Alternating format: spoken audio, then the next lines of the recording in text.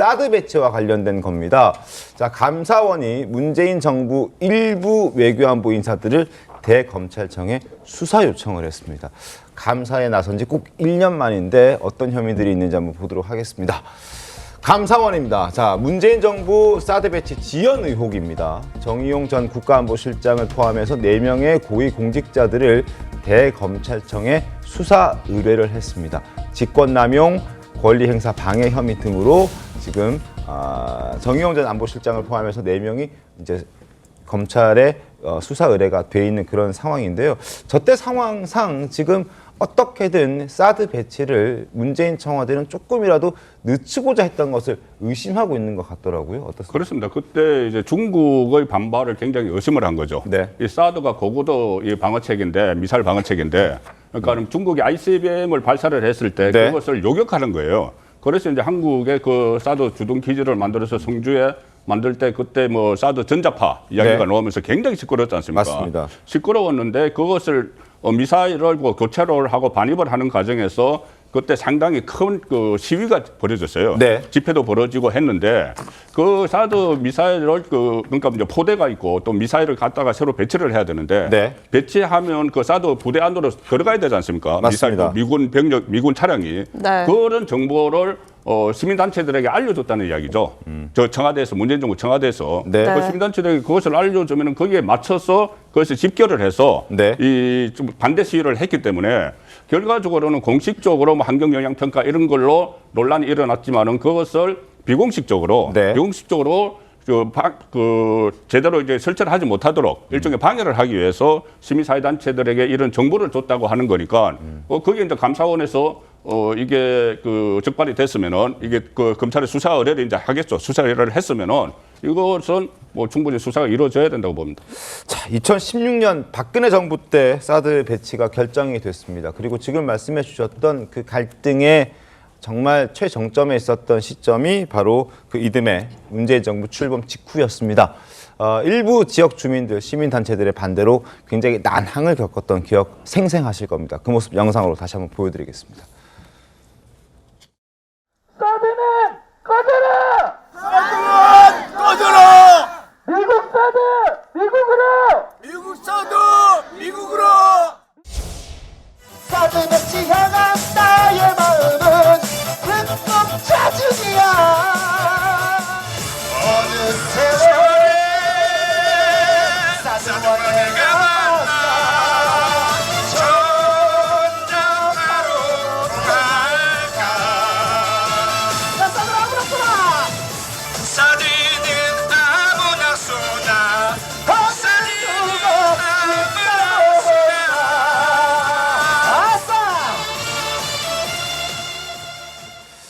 저 때 뭐 사드가 때문에 뭐 몸이 튀겨진다는 등 튀긴 참외가 된다는 등 여러 가지 괴담과 선동들이 굉장히 네. 많았었는데 실제로 이제 지금은 성주 참외가 굉장히 잘 팔리고 그리고 전혀 문제가 없다. 치명적으로 건강에 해가 없다라는 어떤 이야기가 지금 나오고 있고 굉장히 잘 팔리고 있다고 하는데 저때 진짜 너무 심하지 않았습니까? 윤기찬 변호사님?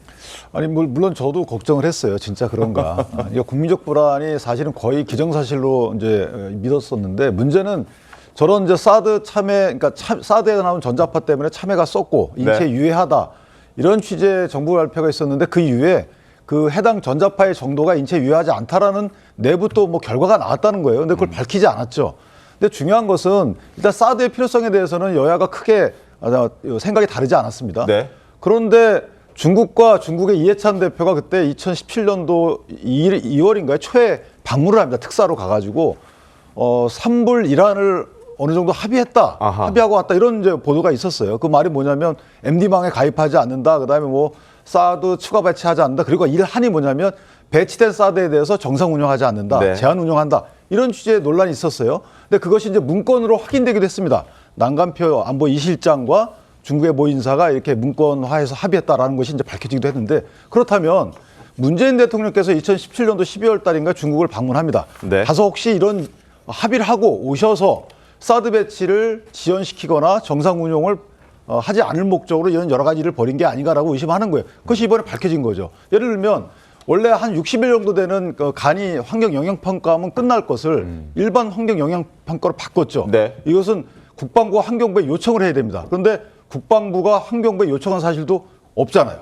그다음에 환경 영향 평가를 못하는 이유가 뭐 위원들이 참여하지 않았다고 하는데 네. 참여 요청하지도 않았어요. 그러니까 결국 이런 모든 것들이 사드라는 것은 안보를 위해서 불가피한 선택임에도 불구하고 안보 공백을 초래한 부분도 없잖아요. 마지막으로 결국은 이런 일들을 벌이기 위해서 정보를 누출했다는 거죠. 이것을 중국의 무관은 장교입니다. 네. 무관에게 정보를 누출했고 2급 비밀이라는 거예요. 네. 그다음에 시민들에게 정보를 사전에 유출해서 군사작전을 방해했다는 거죠. 자, 이런 것들이 어떻게 국민이 뽑아준 그 대통령과 대통령이 구성한 그 내각 그다음 참모진에서 있을 수 있었던 일인가? 저는 만약에 이렇게 하고 싶으셨으면 네. 공개적으로 중국하고 이런 외교적 이유 때문에 이렇게 해야 됩니다라고 국민께 양해를 구하는 것이 우선이지 이렇게 약간의 국민 사이를 갈라놓으면서 정보를 유출시켜서 시민단체를 활용하는 저는 상당히 비판받아 마땅하고 여기에 위법 과정이 있다 그러면 이거 수사를 통해서 처벌자는 반드시 처벌돼야 된다고 생각합니다. 네, 이 당시 이 문재인 정부 요지는 바로 이거였는데 사드를 정식으로 배치하게 된다면 지금 말씀 주신 것처럼 일반의 환경 영향 평가를 다시 거쳐야 한다 이런 입장이었던 걸로 저도 기억이 네. 납니다. 취임하자마자 브리핑을 통해서 이런 방침을 알리기도 했었는데 결국에는 영향 평가를 계속 지속하다가 문재인 전 대통령 재임 기간 동안에는 결국에는 그 마무리가 절차가 되지 다 마무리 못 않았어요. 돼서 네. 근데 이제 윤석열 정부에 오니까 이 절차가 시행된 지 10개월 만에 마무리가 된 이 상황 어떻게 과연 봐야 하는 것인가 혹여나 이제 외교적인 등등의 문제로 인해서 문재인 정부가 의도적으로 시기를 좀 늦춘 것 아니냐 이런 의혹이 나오는 거거든요. 신현영 의원님. 예, 뭐 2017년 정권 초기였기 때문에 워낙에 성주 주민들의 반발도 심했고 이런 네. 부분을 잠재우기 위해서 특히 뭐 문재인 대통령 같은 경우 시민사회의 소통을 중요시하는 분이기 때문에 밀고 들어가서 무조건 한다가 아니라 뭔가 직접적으로 협상하고 합의하고 소통하는 방식으로의 합리적인 결과를 진행하려고 하다 보니까 이런 일반 환경 평가의 그런 기획이나 아니면 위원 추천이나 이런 방식에서의 시간 지연이 있었던 거로 보이긴 합니다. 네. 근데 이번에 감사원이 이야기한 그 유출 정황, 뭐 중국에도 그리고 시민단체에도 그런 기밀들이 유출됐다는 건 아직까지 정황이거든요. 네. 아직 저희가 팩트를 모르는 상황에서 이것이 문제다, 문제가 아니다 판단하기는 어려운 상황이 다마는 네. 이런 부분에 있어서 아무래도 합리적인 해결을 하다 보면은 지연될 수 있는 부분이 있었을 것이고 특히나 이런 사드로 인해서 이런 뭔가 안 좋은 물질들이 인체에 유해하게 계속 노출되는 부분에 있어서 주민들은 당연히 우려할 수 있지 않겠습니까? 그리고 아무래도 이게 인체에 당장 유해한 정도는 아니다 하더라도 시간이 지날수록 계속 이런 부분에 있어서 축적되고 인체의 유해성이 증명될 수도 있기 때문에 네. 그런 부분에서 만약에 배치가 된다면 그 다음에 우리의 주민 건강 그리고 지역의 그런 저평가되는 여러 가지 환경에 대해서는 어떻게 보상할 것인가 이런 합리적인 소통을 하다 보면 시간이 지연됐을 것으로 예상은 되긴 하는데요. 그럼에도 불구하고 뭐 어떤 정황이 유출이 됐는지 이런 것들에 대해서는 조금 더 들여다볼 필요는 있겠다라는 생각합니다.